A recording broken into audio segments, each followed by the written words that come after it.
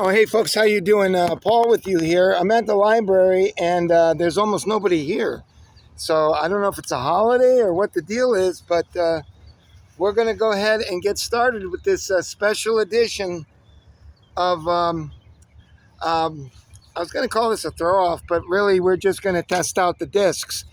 I have a subscriber. I assume he's still subscribing.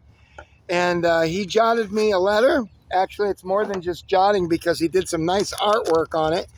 And I don't think he'll mind if I read it. And he sent me these beautiful discs, which I will show you as I throw them. It was really a very kind-hearted gesture by this man. And I hope I can find my glasses because that's going to be a bummer. All right, I got it. And I'm looking forward to throwing these, especially the Shrike. But he's got one that I've never thrown named a Fox, but we'll check it out. Folks, dearest Pablo, which is me, Paul, it's my name in Spanish, I guess. It is I, Rudy Fernandez. I hope these discs find you well.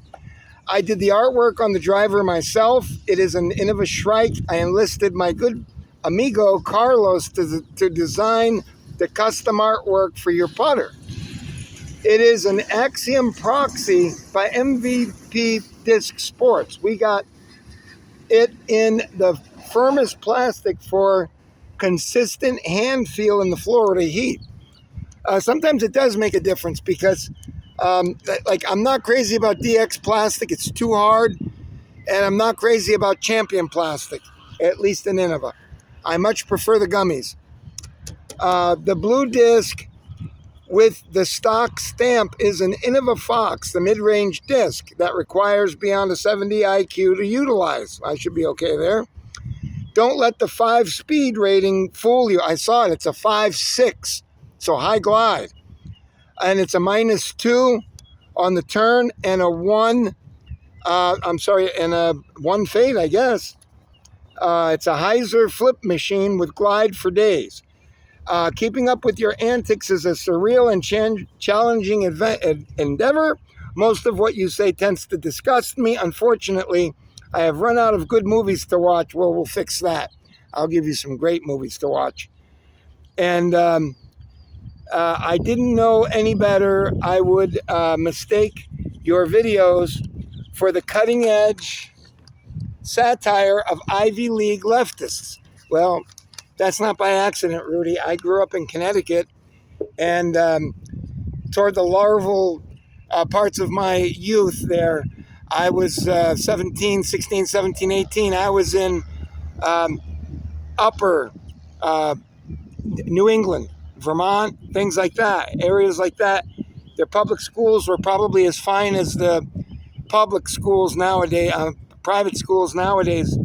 I did have some limited private schools, so I was raised by people on the left and schooled the same for the most part. And then I graduated there in New York City, not in Long Island, or Long Island as they say. So I'm not as hard on the right as you think. As far as closing out this thing with the immigrants, when we were in Connecticut in 1978, there was a Cuban guy, I think he was Cuban, and he was maybe 30 years old, 28 years old. He wasn't a kid. And he was almost guilty about it. He would hang out with us and play Frisbee, and he was almost guilty about his English. And he tried so hard, and he was speaking pretty good. We were certainly understanding him. And at that time, they were so anxious to really speak English. But that's up in Connecticut. I don't know about here, and that was a long time ago. But we appreciated him. We hung out with him all the time. He played ultimate Frisbee with us and things like that. And he was a good guy. So it's just kind of from a gringo perspective, when I'm walking around or something, and I'll say something to somebody just out of the blue. Oh, that's a nice shade of green, isn't it? Whatever it is.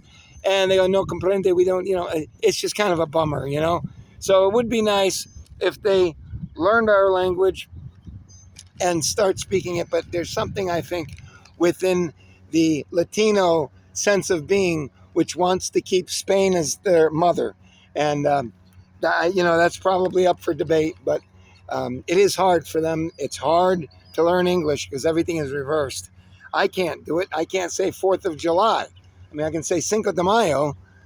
Anyways, let's go ahead and let's get to this because I can't wait. So let's start with what I pull. This is the putter, and there's a rendition of me there.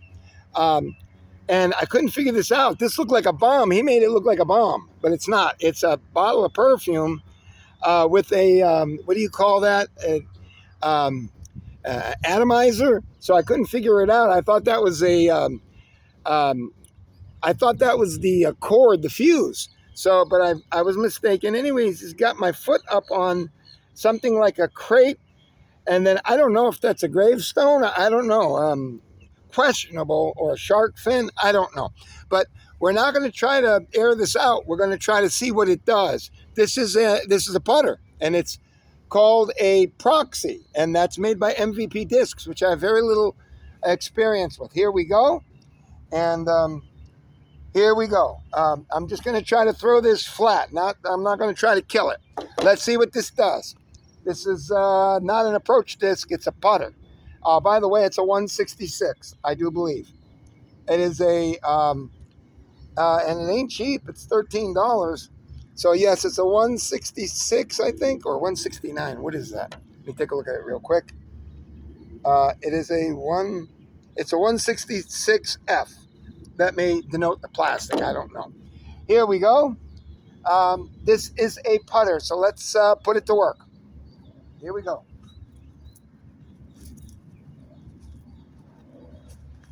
Wow, look at that. Wow, I like it. I like it. I didn't really try to kill it either, but I didn't throw it lightly. I got something on it, and it tends to hold a line and maybe drift a little bit to the right. I like it. All right, I'll throw mine now. And this is the time-lapse fission. And the wind is coming in. I don't know. The winds are variable today. I can't really figure it out. And if there's any wind at all, it's 1 to 2 miles an hour kind of arrangement. So we're not going to have too much of that being affected here. Let me make sure that this thing is still moving. I had so much. I had to delete a lot of my stuff because it gave me a warning. I had like 60 videos there, and some of them were like 20 minutes each, 30 minutes each. So, all right, here we go.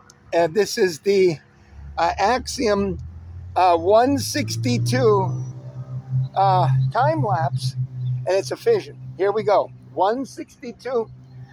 Looking for that damn embankment. Here we go. Wow, look at that throw.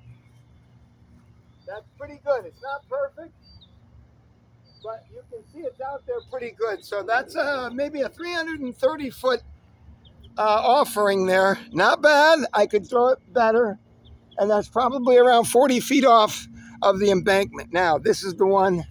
This is the money shot right here. That's his rendition of me, I guess. Let's see what we can do with this. It's been a long time since I threw a shrike. I had 2 twins. I had 2 163s. I got pretty good distance with them. They were always in the top 4 or 5 positions, but I could never get them on that embankment. They were green. And then I bought a 162, and I took it out of the box. I put it on the embankment. So let's see how this goes.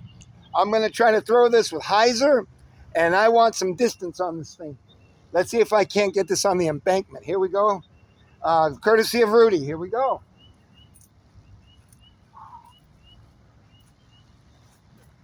Wow. Oh, my. Look at that. Very, very nice. I think it's a little better. I think I just beat out. I can't remember now. I can't remember. The time lapse? Is it the time lapse? I think I just beat out the time lapse, but we'll see. Now, Rudy said that this fox, which he said for Pablo from Rudy, very nice, 166. It's a bit heavy. I think if I had my choice, I think I'd get this in like a 159. That might be light enough. I would also like to see what it does in a high 140. So let's see what this is. It's got a -2 on the turn, so it should turn to the right. I don't know anything about the fox, but that's the kind of things that these experts like Antonio Bandera, what is his name? AB, they call him. I forgot his name. The Latin kid, that he's really good. I think I can't remember his name, but I think he beat the world record distance. I can't remember his name. AB, they all know him there. Let's go ahead and get it. This is a 166. Rudy had told me that don't be surprised if this goes a long way. All right, well, it's only a 5-speed, but also I noticed it's a little bit wider. It's a little bit wider than, for sure, I measured it up against the time lapse, and this is a little bit bigger. So it's not much bigger, but it's a little bit. So 5-speed with a 6 glide with a -2 turn and a 1 fade, I believe, which means it should not settle to the left. It should turn to the right and then settle somewhere along the line here. It should not go to the left. It's not a 3 fade. Here we go. All right, Rudy, let's see what this fox can do, at least under my propulsion. Here we go. 166, hit of a fox. Oh, look at it turn. Oh my, look at that. Oh my. I don't know. I don't know which one is best. Let's go take a look. Oh, did you see? You see, that's what the experts do. That's what they do. They know how to do it. They know how to exploit these discs and their behaviors. And, like when they want to get around a group of trees like that, they know how to throw these discs. And I'm talking about these discs go 150 feet in the air when they throw them. They don't go 60, 70 feet. These guys know what the hell they're doing. I've seen it before. I've seen big, tall pine trees. And at the end of their flight, they're coming down on those pine trees. So let's go ahead and let's see what we got here. Hopefully it's still running. Okay. And we'll do it twice here, okay? I'll cut the video and then we'll do a second round to really get a feel for these discs. Now, the Shrike, I think, might have been the winner. I don't know. It was a very close arrangement with the time lapse. But that fox, because of its turn, well, here it is. I guess that's the turn. So no, that's the putter, isn't it? That's the putter. That's not the fox. I think the fox enjoyed a really good flight.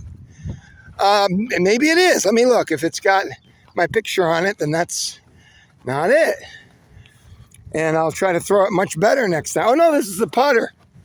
Okay, so this is the putter, and it is enjoyed, I would say, about 150 feet here. No, maybe not even. Yeah, about 140 feet. So that's about what you can expect with a putter. Now, let's take a look here. All right, we got, evidently, this is the fox. And the fox, they're all in the same general region here, although the fox is,